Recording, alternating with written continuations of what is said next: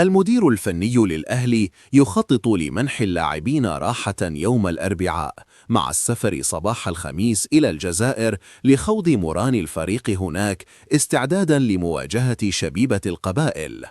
ياستروب يعتزم منح بن رمضان فرصة أكبر في المباريات المقبلة بعد جلسة مصارحة لمعرفة أسباب تراجع مستواه ودعمه نفسياً. أليو ديانج وزلاكا وناصر ماهر وأحمد عاطف قطة يتواجدون في التشكيل المثالي للجولة الرابعة من دور مجموعات دوري أبطال إفريقيا. الأهلي يرحب برحيل عبد القادر وينتظر رفع نادي الكرم العراقي عرضه المالي بعد عرض ضعيف لم يصل إلى 200,000 دولار مقابل 6 الأشهر الأخيرة من عقد اللاعب. مصطفى قابيل لاعب أربيل العراقي يرفض تأجيل رحيله لنهاية الموسم ويؤكد تمسكه بالانتقال إلى الأهلي في الميركاتو الحالي. الأهلي ينفي طلب إمام عاشور جلسة مع ياستروب ويؤكد إغلاق الملف تماما مع ربط عودته للمشاركة بما يقدمه في التدريبات واحتمالية صعوبة عودته أساسيا إذا تألق لاعب آخر بوسط الملعب. الاتحاد الدولي للتاريخ والإحصاء يصنف الدوري المصري الثاني عربيا، الأول إفريقيا، والسادس عشر عالميا. الأهلي يرفض ظهور إمام عاشور إعلاميا في برامج رمضان كعقوبة إضافية على أزمته الأخيرة.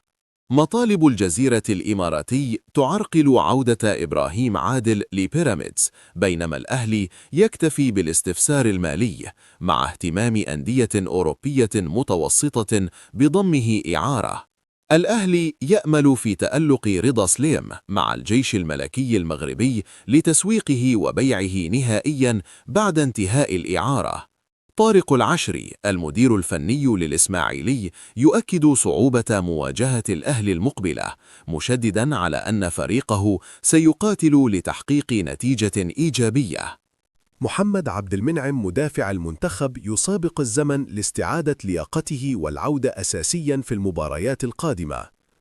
حالة انزعاج بين المقربين من عمر مرموش بسبب قلة مشاركته مع مانشستر سيتي، خاصة بعد الدفع به في الدقيقة 88 أمام توتنهام. إدارة الزمالك تدرس الإبقاء على معتمد جمال وتأجيل ملف المدرب الأجنبي بعد النتائج الإيجابية الأخيرة. المدرب السابق لكاموش يشيد بقدرات مهاجم الأهلي الجديد، مؤكدا تميزه داخل منطقة الجزاء مع توقع صعوبات تأقلم في البداية. عمر كمال عبد الواحد يؤكد ثقته في مسامحة ياستروب لإمام عاشور مستقبلا، مشيرا إلى احترام اللاعب للنادي وتقبله للعقوبة مع اعتباره أحد أمهر لاعبي مصر حاليا. مصطفى عبده نجم الأهلي السابق يرى أن ما فعله إمام أفقده ثقة الجماهير واستعادتها لن تكون سهلة، ويطالب بالرحيل فور تكرار الخطأ.